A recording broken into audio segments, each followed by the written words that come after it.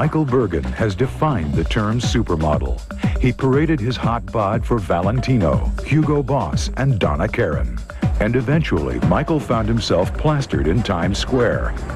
He took over for rapper Marky Mark as the poster boy for the controversial Calvin Klein. And seemingly overnight, Michael became an international sex symbol.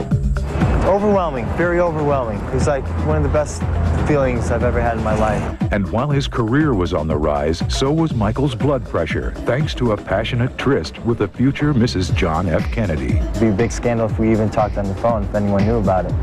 In the next half hour, we'll learn about Michael's meteoric rise and nearly disastrous fall.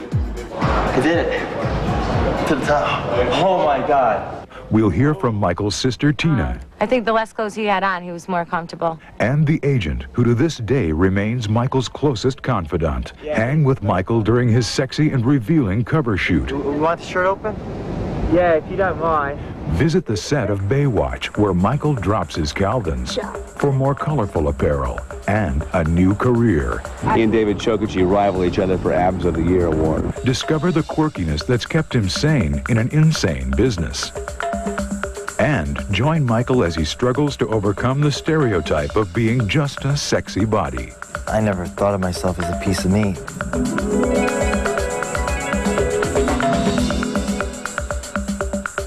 Michael Bergin was born into a tight-knit family in sleepy Naugatuck, Connecticut. I just come from this small town, you know, it's very simple. His life was sweet. He played basketball and did well in school. But as he entered his teens, things changed. Michael became a hunk. I don't even want to say, like, I was so good-looking. I was on the good-looking side. You know, 6th through 12th grade, always had the girls, you know, at his side. Did I have girls following me around? Never. Never. Because he's so good-looking, the girls just are crazy.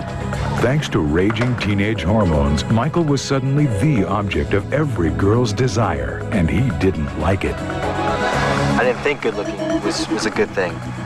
Michael was chased and hounded because of his good looks. Had my share of fights, you know. Jealous boyfriends, definitely. A furious rival approached Michael. And for 2 weeks, he just made it known to the whole school that he's gonna kick my ass. He goes, "Let's go behind the school." And I said, "No, I'm not. I'm staying right here." Bop. Split my lip right open. I know there was a fight once in high school over it, but, and I think he got beat up. It was the most embarrassing, humiliating day of my life. Time healed Michael's wounds, and as the years passed, he attended the University of Connecticut, struggling to make ends meet. Here I am going to college. I'm trying to, you know, I have like 5 small jobs making $4 an hour. But what he lacked in money, he made up for in looks, and a friend made a suggestion. You should get into modeling. They make a lot of money. I'll never forget, she goes, they make $1,000 a day. With an intense drive to succeed, Michael searched for an agent, letting his fingers do the walking. I kind of like went through the yellow pages and looked for a couple agencies in the area. Eventually, Michael was picked up by New York's prestigious Click modeling agency, but he was peppered with rejection. And so one of the other bookers at the agency was like, I'm too busy, I'm too busy. Laura Lightbody was then an agent at Click. He was almost larger than life even when he first started. I was just gonna go back home. And Laura was like, well, wait a second. When he came into the agency, it's just one of those things that you click. She sent me on like 3 castings that day without anything in my portfolio, basically. And I got like a lot of positive feedback. I got like 3 out of the 4 jobs. A dream team was in the making, but nightmares were on the horizon. Coming up on Model, Michael tastes the bitter trials of a brutal industry. I was broke. I was ready to quit and go home. And he reveals the naked torment of an empty bed. I'll find Mrs. Right someday. And see how a change of underwear turns Michael into an electrifying sex symbol. Every time I hear that word sex symbol and how do I feel about being a sex symbol, I I don't feel like a sex symbol. Michael Bergin's sultry looks caused him heartache when he was young. But he soon learned to use those hot looks for cold cash. Next, Michael becomes an international sex symbol, but his career soon suffers a seemingly fatal blow. Maybe I'm just not cut out for this. I should get someone else. At first, oh God, it was the worst. It was the worst. It was worse than being in front of the camera. Michael's first taste of posing was awkward, but strutting down a runway, well, that was terrifying. I'd be like a nervous wreck for 3.5 hours back there. You start walking the runway and you just see like hundreds and hundreds of people tied up against the runway, just staring at you. But the turning point came when Michael arrived at Calvin Klein. I was doing Calvin Klein shows for like a 1.5 years. And they knew him through the shows, through the lookbooks, through the fittings, through showroom. And when it came time to like replacing Marky Mark, and I was up for it. But it wasn't all that easy. There were months of test shoots. Then they canceled the shoot, and they pushed it back. Then finally, Michael got the life-changing news. He was chosen to be the new poster boy for Calvin Klein. I went to my agency, and they said, listen, you got it. You got confirmed for it. You shoot this day and this day. I was like, well, He was dumbfounded.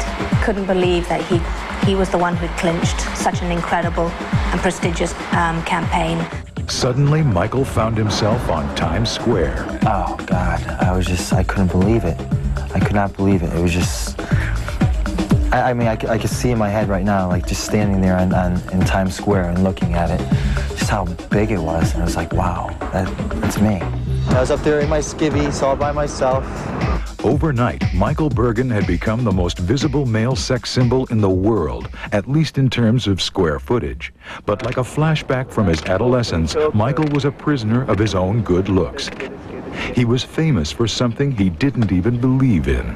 Calvin Klein had obviously that sort of catapulted you to sex symbol status, do you think? Ah, God, I don't know. I can't. Is that awkward? It's a very awkward question. It's an uncomfortable question for me to answer. No, he's not very comfortable with that. That's something that he didn't expect. I guess you don't view yourself the way that other people do. Do I look at it and say, wow, that's an erotic ad of myself? No, I don't think of it that way. And having a sex symbol in the family was no problem for the Bergin clan.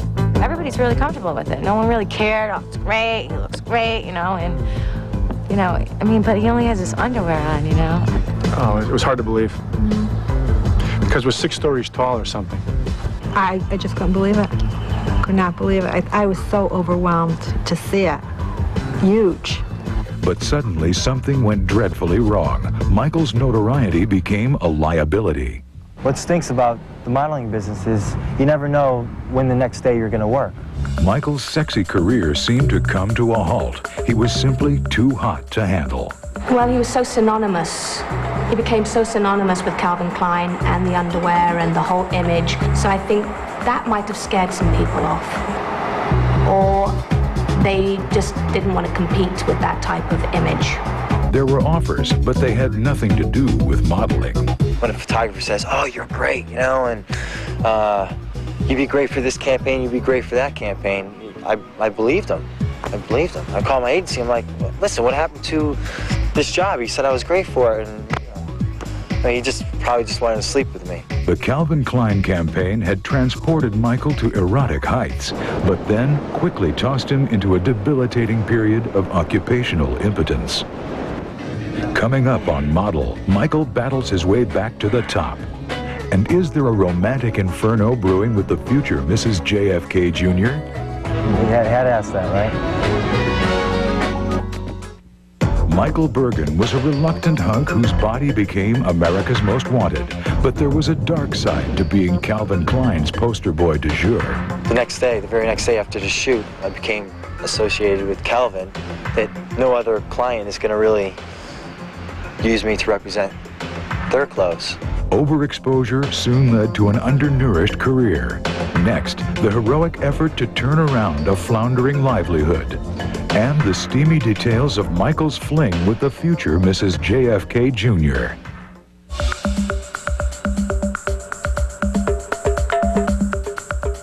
was still on the rise at Calvin Klein, Michael was the target of many roving eyes. It was a build-up to the Calvin Klein campaign, was getting to know everybody up at the Calvin offices. But there was one Calvin employee that Michael really got to know. Her name was Carolyn Bessette.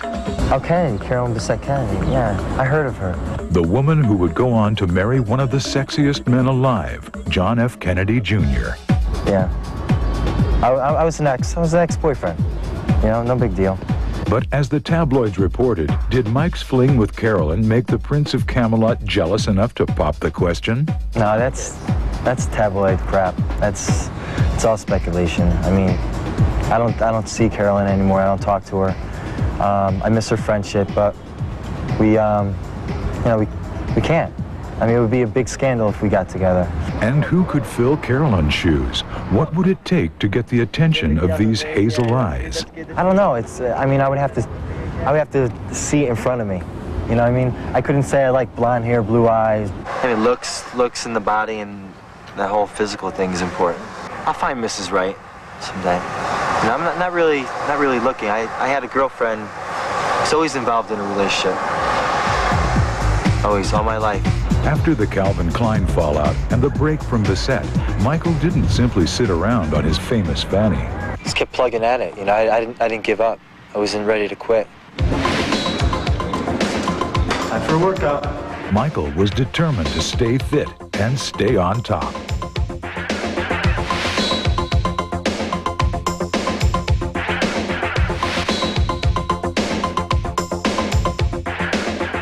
I do a little of Stairmaster. I run on the treadmill. It's nice outside. I'll run outside. And I love to play basketball.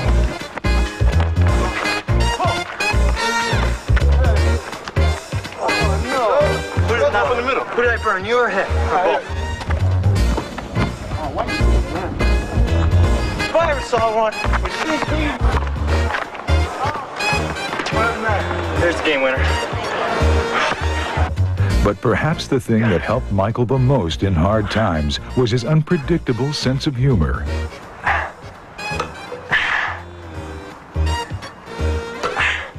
And eventually, Michael's persistence paid off. That was fun. Fooled you. And his career took off again. Welcome to a photo shoot and for Michael's cover of Cosmo, the men's issue. Michael was doing runway work and mountains of magazines. Nothing to say. He was finally getting the recognition he deserved. I was done with modeling. And the only question now That's nice. was where to go from here. Cover. Where did he see himself in 5 years? What did he really want to do? And it was all pointing towards film, towards TV, towards acting. It started slowly with bit parts in TV shows, and then a chance of a lifetime. Actually, I was doing a VH1 gig in Mexico, and I got a call from my manager, and she's like, "There's a part open for Baywatch in LA. You know, can you get out there?" It was the most popular television series in the world, and Michael rushed to the audition and an ocean of opportunity. What was it like? Whew. That was tough. It was a long day. It was 2 hours of torture. Coming up on Model, Michael once again gets the call to strip down, but is he just beefcake? You know, they automatically think that I can't act because I'm a model. And he braces himself as he is once again forced to pull up his roots. Michael Bergin, Calvin Klein poster boy, suffered a fall that would have mangled most models. But he turned the tables on fate and turned around his career. Go as far as you can in the modeling thing, and you know, like when you reach your peak, get into acting. Next, Michael discovers if he's prime cut when it comes to Baywatch beef. When I saw that ad, you know, I just said, look at these abs. And what will a move to the left coast do to an already fragile love life? This is supposed to be about me. You guys gotta let me touch the ball. We only have 5 here. It's all about me. It's supposed to be about me. It's all for me, right? This is all Big about. rig? This is all about you. This is all about you. It was all about Michael. The next leap in his fairy tale career depended upon his audition for Baywatch. So the callback was like 12 people, like casting directors, writers, producers. I don't know who was who.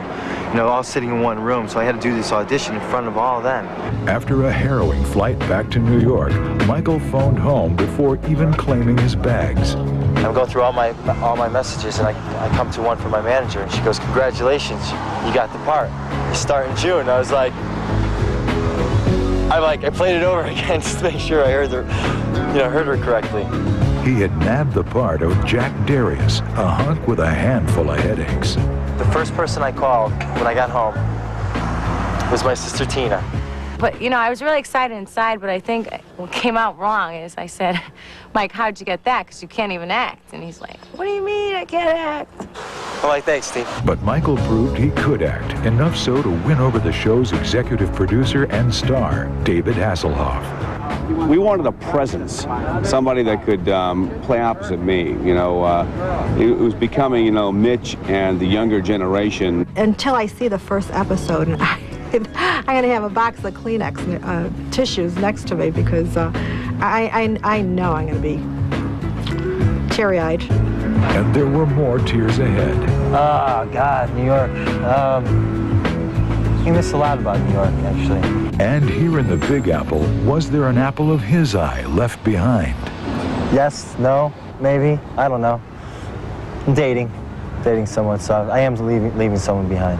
From his best girl to his favorite hole in the wall, Michael would soon leave his familiar haunts and trade in Broadway for the highway of the Pacific Coast.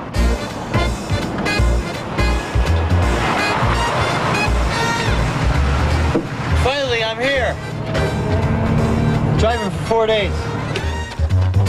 Baywatch, baby. Here I come. And as fast as you can say, drop him. Oh my God, someone's in trouble. Oh my God. Michael was stripped and fit to be filmed. How do they do this? I think I'm used to it now. I mean, being in my underwear in Times Square, you know, I think I had a little practice.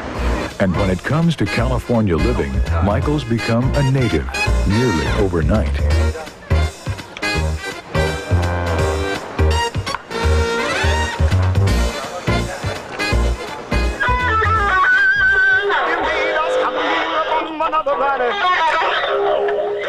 But on the set, Michael is all business. Picked up the habit in Italy. You know, this place kind of reminds me of Portofino. Except the Italians let you sleep on the beach. And when I was shooting this week, it's just like, God, this is so weird. It's like, you know, you see Baywatch on TV, you see the set, you see the characters, and now you're on set and you're working with them. In acting, I see the big picture with him in it and doing incredibly well.